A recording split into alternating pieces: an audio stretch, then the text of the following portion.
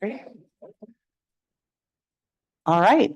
Hi, everyone. My name is Melanie Rowland. I'm a fifth-year graduate student at UT Austin, entering my final year, so I'll be on the job market in the fall. I'm very excited to talk to you today about the first detection of deuterium in an atmosphere outside of the solar system. And this is work that I've done with many collaborators, so big thanks kind of across the board. Okay, so in the last 3 years, thanks to ground-based and space-based infrared spectroscopy, we have been able to detect isotopologues in the atmospheres of brown dwarfs and exoplanets. And what I'm showing here are some isotopolog ratios for carbon and nitrogen. And we are really excited about this because we think that these isotopologues can help us understand both where and how planets are forming. Now, the plots I'm showing are kind of grouping D to H ratios based on the type of object. And they kind of show that we're kind of at the beginning of our efforts in kind of understanding what these isotopolog ratios mean. What I'm going to be talking about in this talk is an isotope that has like decades worth of work in our solar system that has helped us understand our theories or help us advance our theories of planet formation. And that is deuterium. So deuterium is the isotope of hydrogen.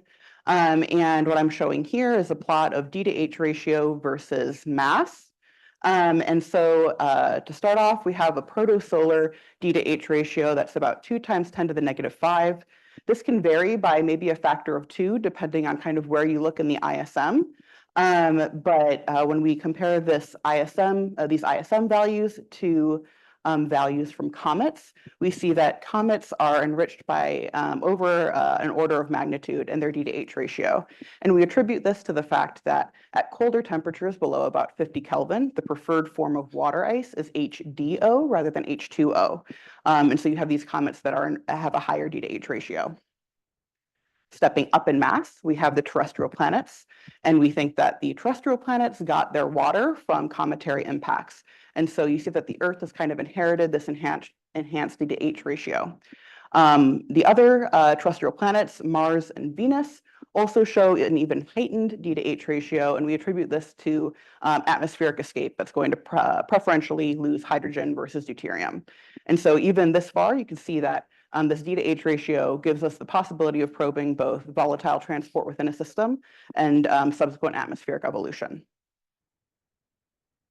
Next, going up to the ice giants, we have Uranus and Neptune. A large fraction of their envelopes are these ices, and they got much of this ice through accretion, and so they have this enhanced D to H ratio as well.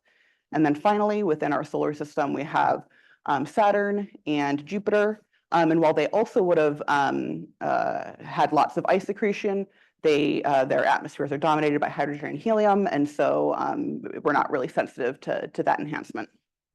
But for all the brown dwarf fans in the audience, you might be thinking, okay, deuterium, like Astro 101, deuterium is burned in brown dwarfs, which, yes, is the case. As we step up in mass, as we go outside of the solar system, we'd expect that objects up to about 13 Jupiter masses would have a protosolar D to H ratio until you hit the deuterium burning limit at around 13 Jupiter masses, in which case you are quickly burning all of your deuterium within about 100 mega years.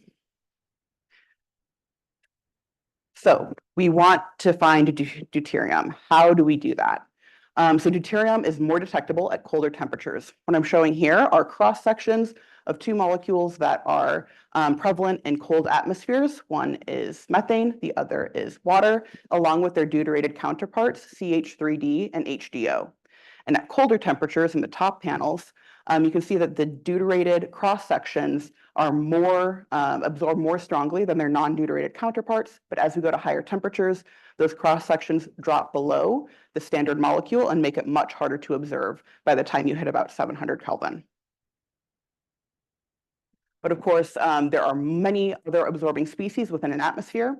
What I'm showing here is a bunch of absorbing species for an object that's 225 Kelvin. If you look at the green line, you can see that it never becomes a dominant opacity source, and that's the HDO cross section. But CH3D, so deuterated methane, pops out as the dominant opacity source at around 4.5 microns. So it's potentially detectable here. And indeed, that is where we found the first detection of deuterium in an astrophysical object, which was in Jupiter in the 1970s. This is a spectrum taken at McDonald Observatory out in West Texas. And here you can see the P branch of deuterated methane in Jupiter. So we know we need a cold object. And so what I'm showing here is a color magnitude diagram from about 10 years ago, showing the known late T and Y dwarfs, so objects with temperatures less than about 600 Kelvin.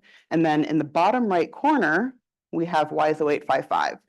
So at this point, at this time, it was separated by about an effective temperature gap of 100 Kelvin. There's a talk by Clemence Fonteneve on Thursday, which is talking about an exciting Y dwarf binary that might be kind of filling in this gap. But nevertheless, WISE-0855 is the coldest object we know about. And as such, it is the target of multiple JWST programs. So what I'm showing here are two moderate resolution spectra from 3 to 5 microns taken with JWST. One of them is a GTO program the data was published in a paper this year by Lumen et al., which showed this kind of beautiful spectrum of WISE-0855. The other one is a GO program. This was time series observations. They took 44 spectra over the course of 11 hours. And so we're able to leverage that very long exposure time to get an amazing signal to noise of over 700.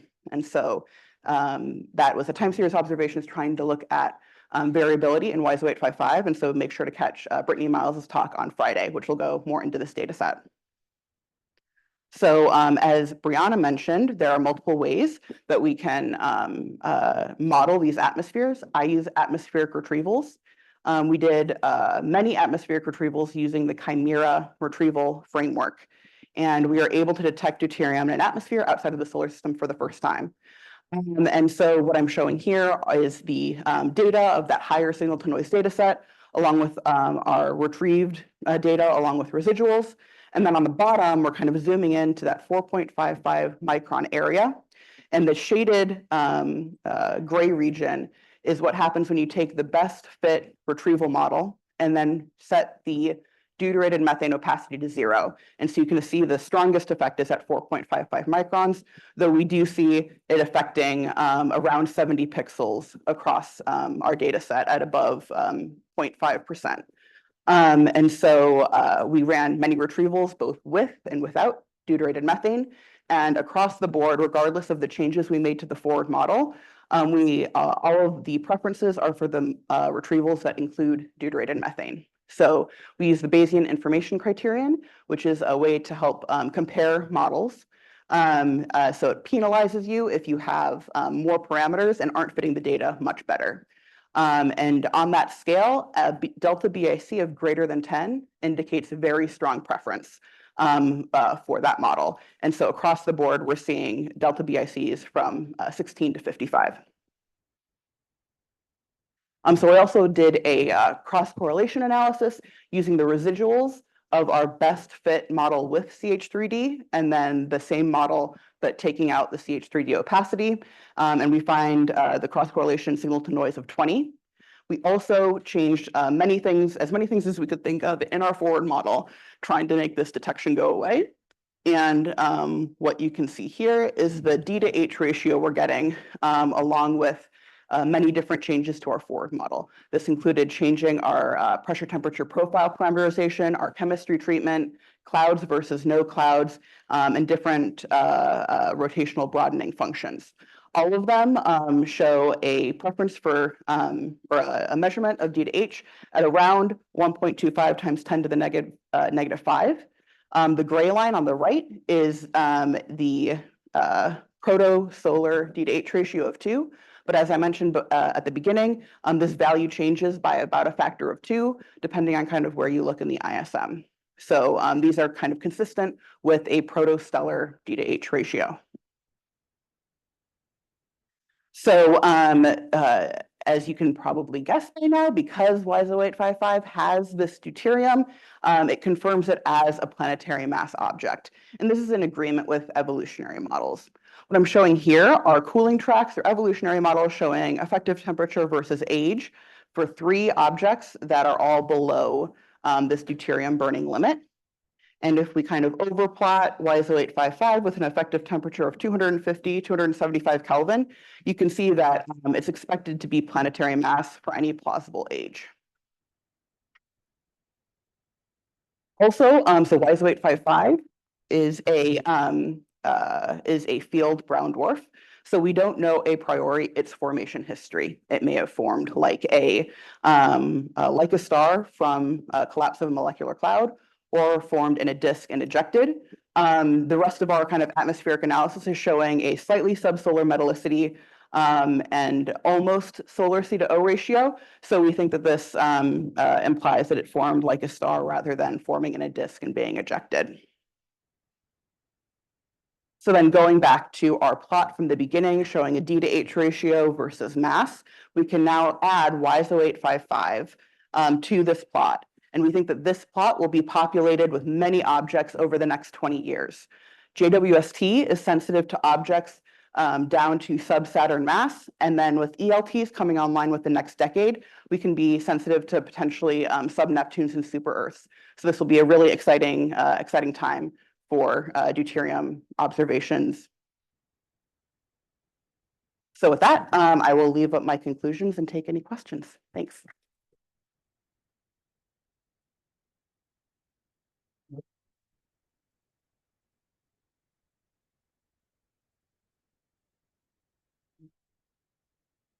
Yeah.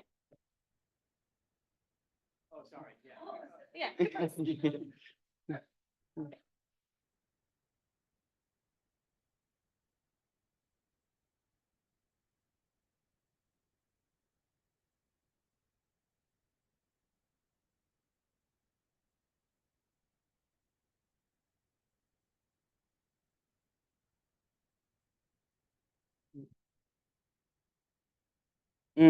I think that's it's maybe early to make predictions on that front. I think the D to H ratio itself, if it's being kind of inherited from cometary ice or like ice within the solar system, I'd assume that it would be more could be treated more independently in terms of but this is kind of assuming that it's inheriting the D to H ratio from like volatile transport within the system rather than movement from, I don't know, like, wide separation to small separation.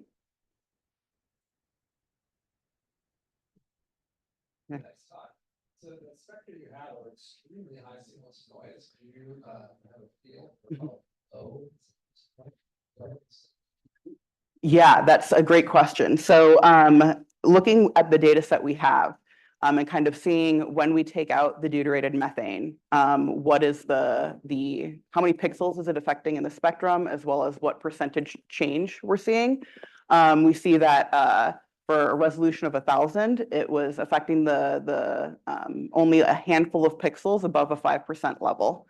And so in order to kind of make a robust detection, I assume that we would need signal to noise of like 80, 90 or above. But that is also going to change as you get to higher temperatures. As you go to higher temperatures, the signal to noise you need kind of skyrockets as the deuterated cross sections are less strongly absorbing.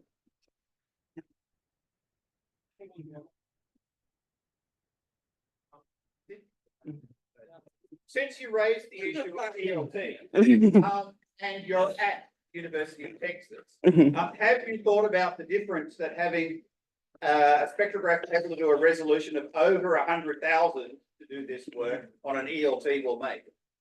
Yeah. That is GMT knows. Yes, yeah. It would be, I think, very powerful. I think we also need to the predictions with even METIS on ELT, right? Seems like it would be sensitive to these sub-Neptune objects. But yeah, with the even higher signal to noise, I think it would be powerful, though we do have to leverage the fact that we are getting, that we're looking at very faint objects. So yeah, that's also a consideration.